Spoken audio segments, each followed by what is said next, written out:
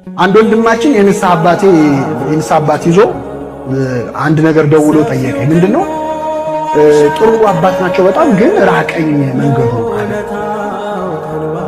እና እግዚአብሔር ከሰፈር እሳቸው ድረስ የምትሄደውን እርምጃ ቆጥሮ ይቅር ይላል። አባት ይቀርልህ ወይስ አይቀርልህ አልኩት። ስለው አይ እንደዛ ከሆነ ይሆንልኛል። እግዚአብሔር ምህረት ፈልገን የሄድናትን እያንዳንዷን እርምጃ ይቆጥራል አይቆጥርም? አንድ አባት ምን ሆነ መሰላል? ከገዳም ተነስቶ በጠዋት ውሃ ሊቀዳ ለገዳሙ ሄዳል።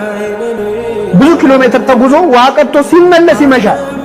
ይሄዳል፣ ይመሻል። መጨረሻ ሰለቸው። ምን አለ? እግዚአብሔር ሆይ እኔ የመነኮስኩት ውሃ ልቀዳ ነው፣ ልጸልይ።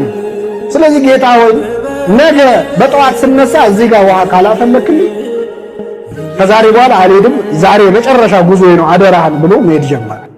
ከዛ ሲሄድ ከኋላው የእግዚአብሔር መልአክ ይከተለው። ዞር ሲል ሲያየው መልአክ ነው። በእጁ ይዟል መዝገብ። ምን እያረክ ነው? እርምጃህን እየቆጠርኩ ነው፣ ቆጥሬ ዋጋ ሊሰጥ ነው እግዚአብሔር ነው እንዲህ አለ። አዎ እግዚአብሔር ሆይ ትንሽ ጨምርልኝ፣ ወደዛ ራቅ አድርገዋል። እግዚአብሔር እያንዳንዱን ድካማችንን ይቁጠርልኝ። ሌላው ቀርቶ ይገርማቸዋል፣ ኃጢአት ለመስራት ያመነታንበትን ጊዜ ይቆጥራል እግዚአብሔር።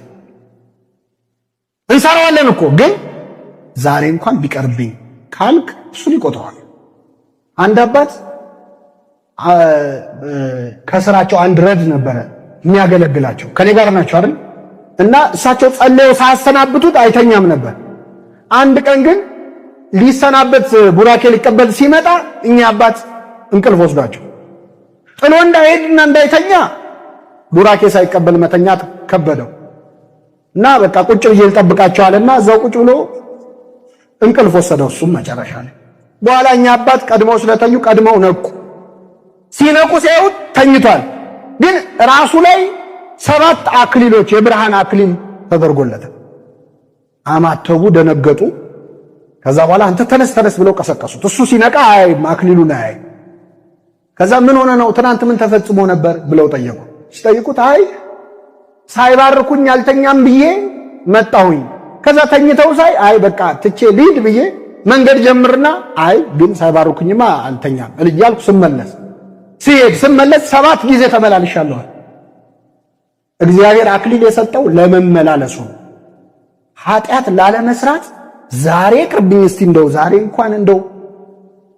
ዛሬን እንኳን ማለትህን እግዚአብሔር ይቆጥርልሃል። ለሁላችን ይቁጠርልን እና የወንበዴ በሚገርም ሁኔታ ዛሬ ከኔ ጋር በገነት ትሆናለህ አለው። ብዙ ቅዱሳን እየጠበቁ የሚገርማችሁ የገነት ጠባቂ ኪሩብ በጣም ተደንቆ ጠየቀ። አንተ ማነህ? አብርሃም ነህ? ይስሐቅ ነህ? ያዕቆብ ነህ? ብሎ